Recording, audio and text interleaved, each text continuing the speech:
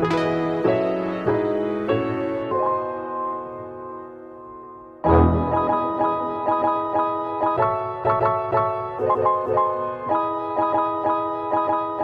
guys! Welcome to my channel. This is Marie at today's video, samahan niyo ko magluto ng pambaon for our 4 days sa work at pang dinner na din. So this meal prep is not going to be the healthiest, pero syempre masarap and kakain tayo ngayon ng rice. Medyo i-indulge natin ang sarili ngayon sa pagkain ng malinamnam. So samahan niyo ko.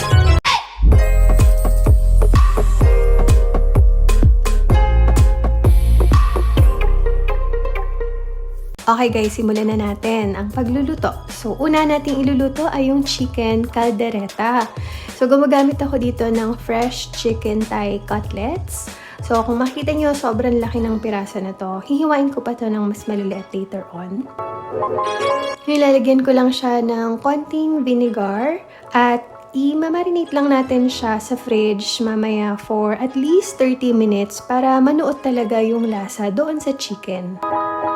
Lagyan din natin siya ng generous amount of pepper. At nag-mince na ako kanina ng garlic. So, lagyan nyo lang siya ng garlic. At syempre ng toyo. Tapos, haluin nyo siyang mabuti. Make sure na ma-coat ang bawat manok ng marinate natin.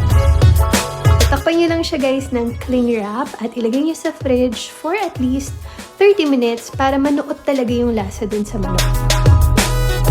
Ngayon, i-prepare naman natin yung bawang at sibuyas na gagamitin para sa pang-saute natin later ng chicken.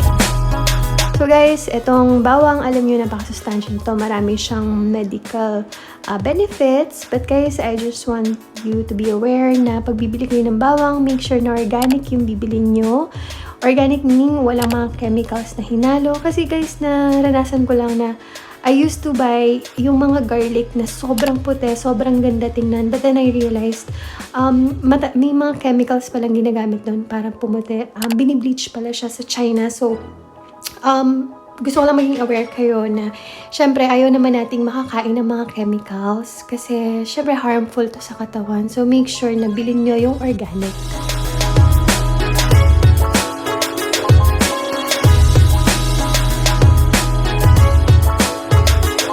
And of course, hindi kompleto ang kain kapag walang kanin, di ba? So this time guys, ay kakain tayo ng kanin.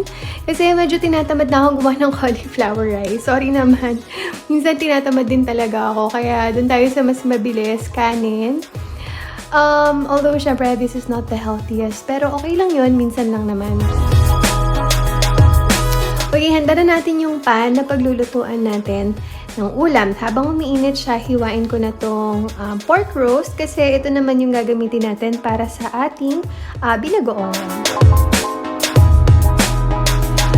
And hiwain ko lang siya ng maliliit like this. Tapos parang strips. Hiniwa ko pa siya ng smaller than that. Tapos gamit tayo ng ginger or ng luya. Tapos green chilies na din. And so these are the ginger and the green chilies para sa ating binagoongan. So ito na yung mga baboy. Tapos lagyan ko lang din siya ng mga 1 to 2 tablespoons of vinegar or suka. Tapos dito sa pan, lagyan nyo na siya ng olive oil. At isaute na natin yung ating onion and yung ating ginger or luya.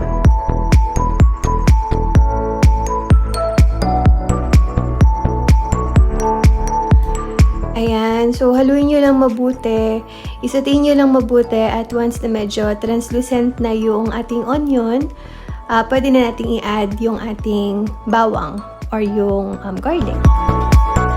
Ayan guys, sobrang bango ng aroma niya. So pwede na natin ngayon ilagay yung ating baboy para maluto.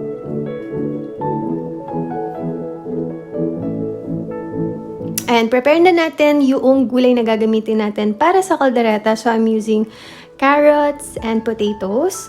So, hinihiwa ko lang yung carrots na hindi masyado manipis para hindi lumambot agad at hindi rin naman sobrang kapal para hindi sila matigas. Carrots, guys, sobrang taas niya sa vitamin A at meron din siyang vitamin C, folate, vitamin B, and vitamin K. So guys, pansin nyo, hindi ko na binabalatan yung gulay natin, hindi ko na binalatan yung carrots, hindi ko na rin babalatan tong potatoes kasi ang daming nutrition, ang daming vitamins and minerals na nasa balat ng mga vegetables. Hindi naman sila madumi, no? Maluluto naman sila, kaya okay lang yun. So, iluluto ko na yung gulay sa kaserola separately sa olive oil.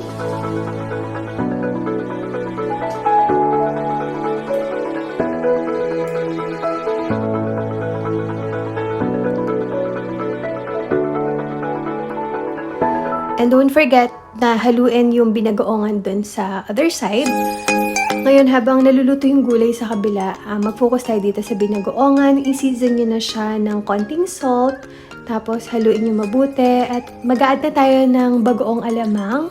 Ito yung bagoong na gamit ko. Hindi siya yung matamis na bagoong. Pero kung meron kayong bagoong na yung matamis, okay lang na gamitin nyo siya.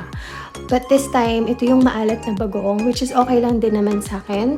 So, maglagay lang kayo ng mga 1 to 2 tablespoons of bagoong.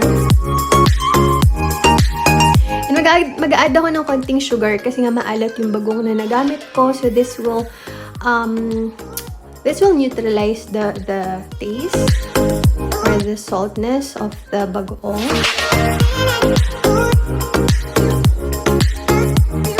Tapos mag-add tayo ng coconut cream dito. So ayan, mga half can to ng coconut cream. So sobrang nagpapasarap siya sa ating dish.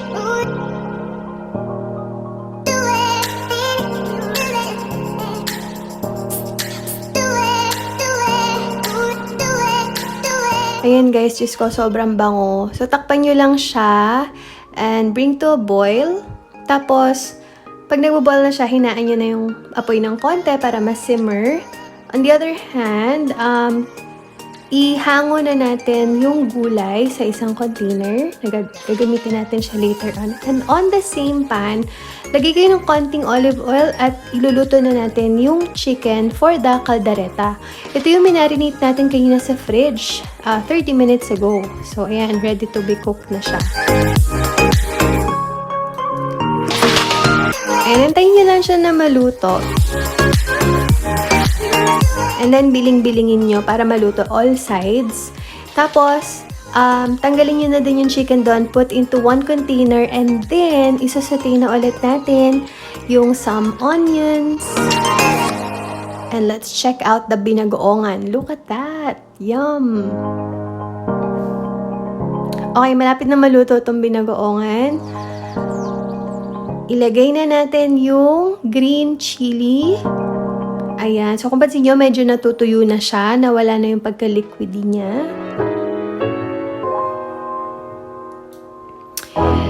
Ayan. So, add ko na yung bawang doon sa kabilang pan. So, iluluto natin dito yung sauce for the kaldareta. I'm using 140 grams of tomato paste. And lutuin natin siya dito for 4 to 5 minutes para mag-infuse talaga yung lasa at flavor ng tomato paste. Then after that, you can pour the chicken. And I'm using the Kaldareta Mother's Best Spicy Stew Mix, guys. Kasi wala akong makitang liver spread. Naghanap ako sa madaming Asian shops pero wala talaga akong makitang liver spread. At ito yung nakita ko. So I thought, okay, I'm gonna try this powder. Gumagamit ako ng 1 whole pack. And I think okay naman siya. Sobrang lasa, sobrang sarap. And I added 1 cup of water dito. So, haluin nyo lang siya mabuti. Bring it to a boil. And the aroma is really good.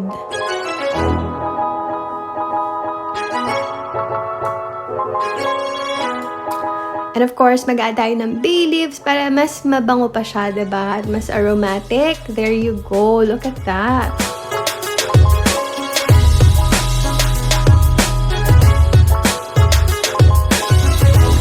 And then by this time, pwede na natin i-add yung gulay na niluto natin kanina, yung potatoes, yung carrots. So, ayan, medyo malambot na sila, diba? So, hindi mo na sila kailangan luto ng mas matagal. And then, in the end, i-add nyo lang yung bell pepper. Hinuhuli ko to kasi ayoko siyang malerot or maging mushy. And you can also add some green peas if you want. It adds some plant-based protein sa ating dish. There you go, guys. Look at that. Sobrang colorful, sobrang bango, and I cannot wait to taste it. Sobrang nakakagutom. Guys, hindi kompleto ang kain kapag walang mainit na kanin. So, hindi muna tayo magda-diet today. Kakain tayo ng kanin. Yes, sometimes rice is life and we just gotta accept it.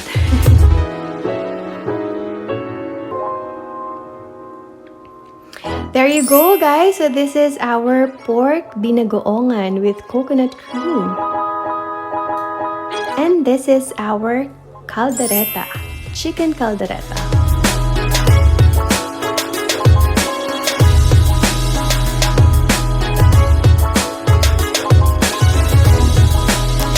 So here are our dishes. We have pork binagoongan, and we have chicken kaldareta, not the healthiest, guys, pero sobrang sarap. Pinoy na Pinoy, madaling gawin, masarap, malinamnam. Let's eat! So guys, dito na nagtatapos ang ating video. Thank you sa pagsama sa akin magluto tonight. Thank you for watching. Once again, this has been Aya Marie, and thank you for catching up with me. Bye!